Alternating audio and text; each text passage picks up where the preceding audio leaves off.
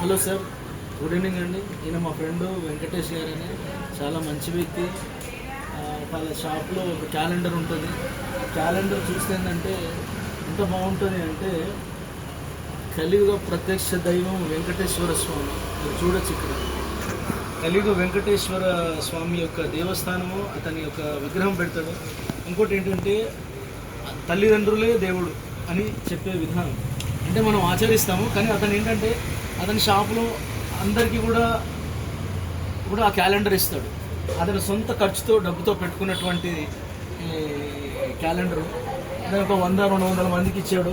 ఎంత బాగుంటుందంటే క్యాలెండరు మీరు చూడొచ్చు. ఇక్కడ చూడండి ఇక్కడ ఎంత బాగుంటుంది. తల్లిదండ్రులను మరవద్దు, అందరినీ మరిచినా మీ తల్లిదండ్రులను మరవద్దు. వాళ్ళని మంచిని కోరే వారెవరు ఉండని తెలుసుకో.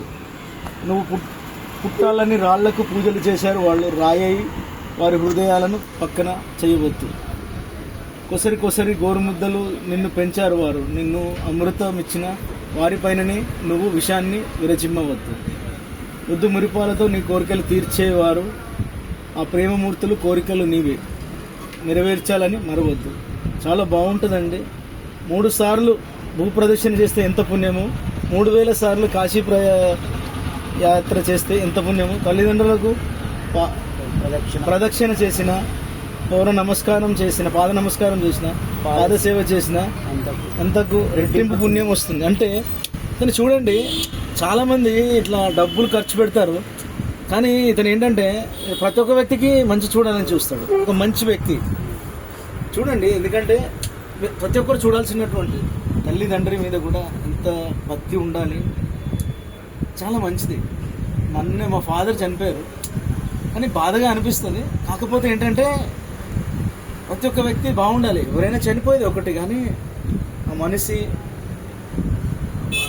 మనిషి విధానం ఎట్లా ఉండాలంటే మానవ సేవ, మాధవ సేవ బాగుంటుంది. చాలా మంచిగా అనిపిస్తుంది. ఇతను షాప్ అండి వెంకటేష్ గారు అని, చాలా మంచి వ్యక్తి. అంటే షాప్లో ప్రతి ఒక్క వ్యక్తి కూడా క్యాలెండర్ ఇస్తారు.